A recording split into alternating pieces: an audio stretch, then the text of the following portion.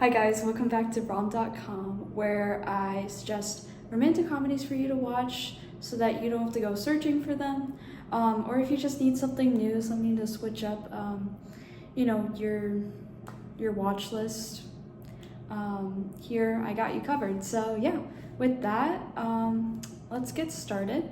So this week I have watched and am going to review Love at First Sight.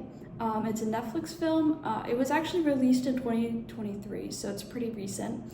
But it was directed by Vanessa Caswill and Caswill. Yeah, I think that's how you pronounce it. But anyways, so it's kind of like, I would say, one of her main known movies. She's directed a couple like other ones, but this is like the main project, and I mean, she did an amazing job with it. So it's also based off of a book. If you're kind of into like book to movie type rom-coms, this is definitely a perfect one. And on top of that, I would say, usually like Netflix, they have hit or miss movies, and I definitely think this is a hit movie, meaning like they did a really good job. And I think that more people need to see this movie because it's a really good rom-com.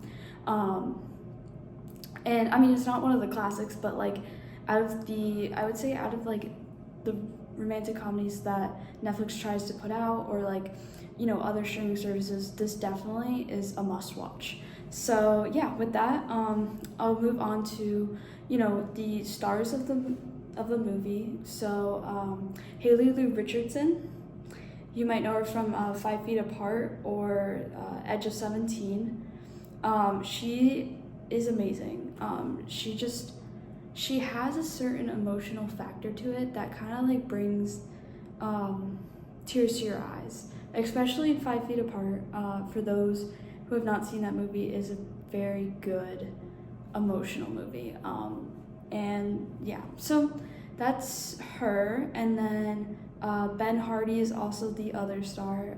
He is known for some, like, this has kind of like been a main role, but he is known for some supporting roles in like Six Underground with Ryan Reynolds, Bohemian Rhapsody, and then the new Cinderella with Camila Cabello on Amazon Prime, which actually is pretty good. So if you like musicals, I mean, all Cinderellas are kind of musicals in a way, but if you like musicals and Disney princesses, you should check that one out. It's pretty cool. So yeah, with that, let's get to the plot. So this movie, what I really like about it is the fact that it kind of uses like that whole statistics side of like only 1 in 50 people meet at the airport, or like only 12% find their actual soulmate in their lifetime. It's kind of like that. Like, they use all these really random statistics around love, and you would think that it would be kind of like boring. Like, why would they put that out there? Like, like, is it really love at first sight kind of thing? But personally, I kind of found it interesting, and you might too, because it's kind of cool. Like, to think about it, like, can you actually find love at first sight? And honestly, I would answer yes. It depends on the situation, but I think it is possible.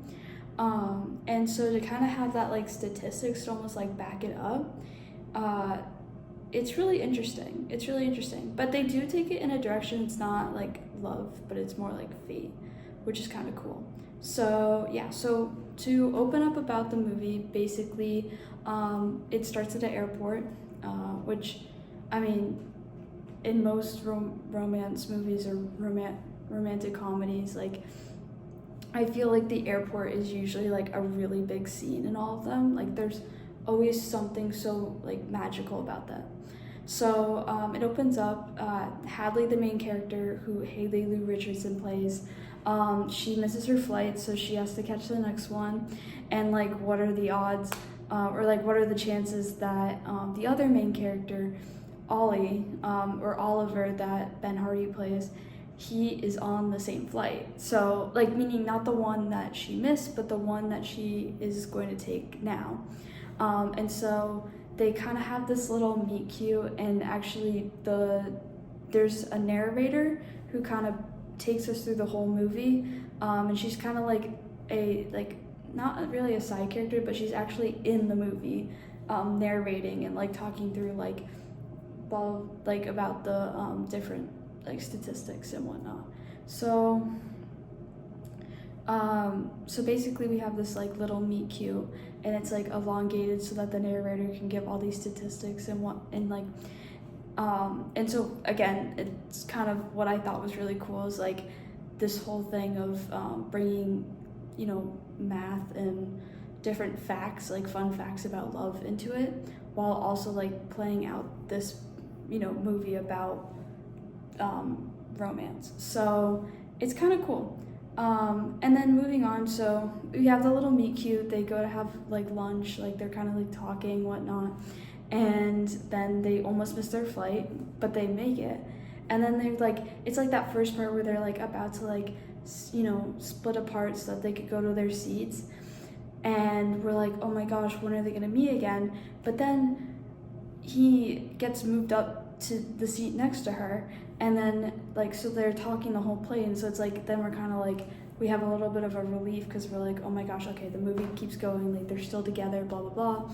And then they get off the plane, and then, you know, we're at that point where like, well, what's gonna happen now? Like, so to give some context, basically, Hadley is going to her dad's wedding, who she hasn't seen in a year, and Ollie is going to his mom's memorial, but it's like she's still alive. It's like basically like they're doing this whole Shakespearean party to kind of like that she wanted to be a part of because she loves Shakespeare so much, so she kind of wanted to be like almost like a living funeral, living wake, which is kind of interesting. So he's going there, she's going there, and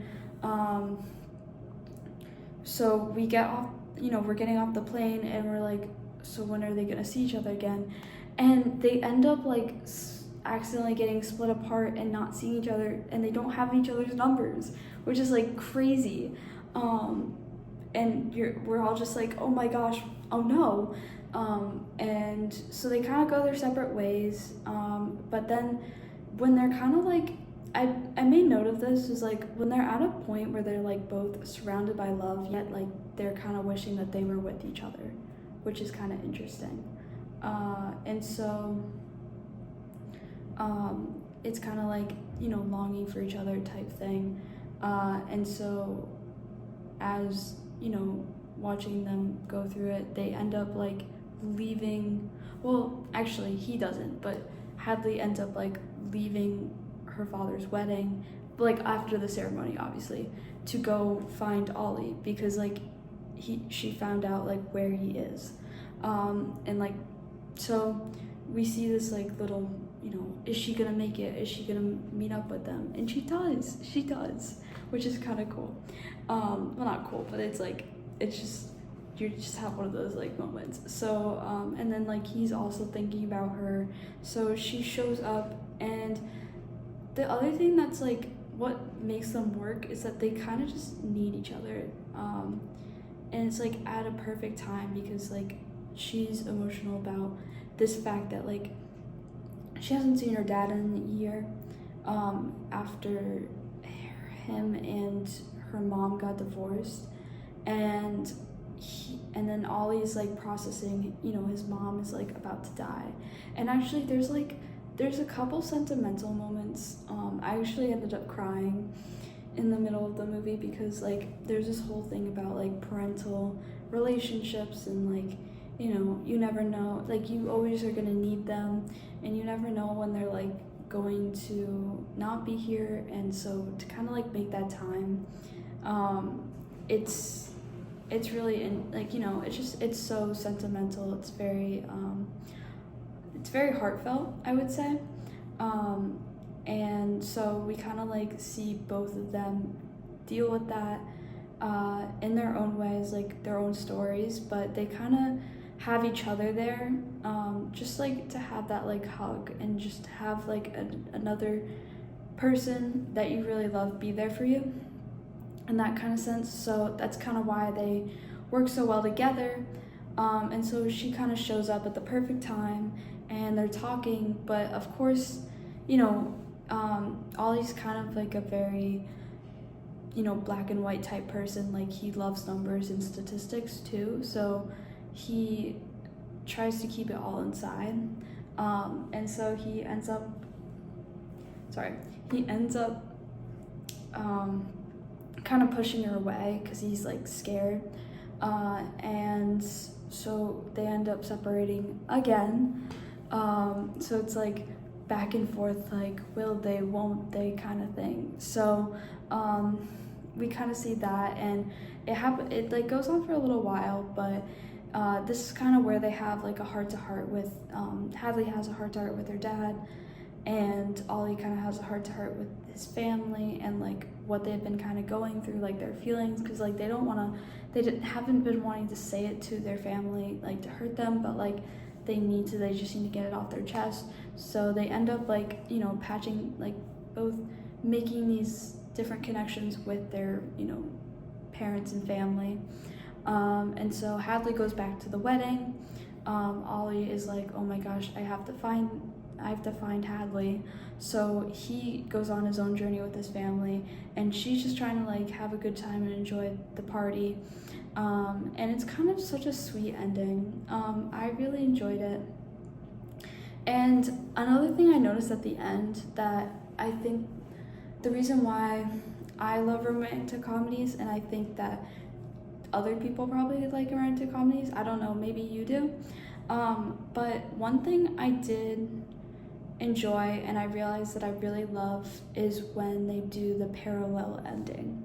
So in that case, what I'm meaning is like they take something from the beginning, like when their relationship first started out, and they end up incorporating it into like that big speech at the end.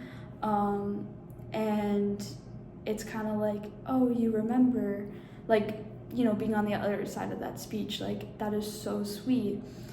And it's just such a good feeling, like it's a good feel type movie.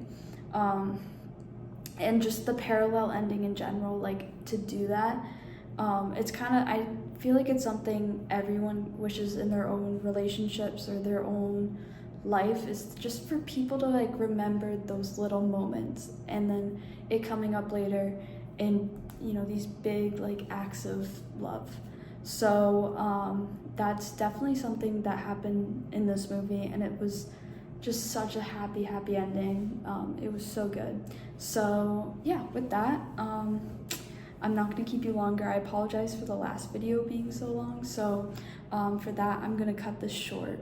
But basically, I would give this movie a good rating, especially as a Netflix movie. I know they typically get, like, they're not as good quality as the other romantic comedies, but I definitely think this is definitely one that you should check out, because it just, the way it goes about it, it's very original. I would say it's very original. So yeah. Actually, speaking about that, I had a question, and I think I might do a little debate on this, is the fact that are Netflix romantic comedies still good romantic comedies? Because I mean, I know I've been like preaching about this one being a good one, but I want to hear your thoughts. Like, are they like must-watch comedies or romantic comedies? Because some of them I think are, but there's others that are very like either very Hallmark leaning towards, or they just very much repeats of the old ones. And then sometimes like the dialogue is a little awkward. So if you have an opinion on that, or like, I'm trying to think of how to do this. If you think that, romantic comedies on Netflix are still good, I would give a smiley face in the comments, or just a yes, I guess. If you don't think that they're real romantic comedies, then maybe put like a frowny face, or like, no, they're not. I don't know.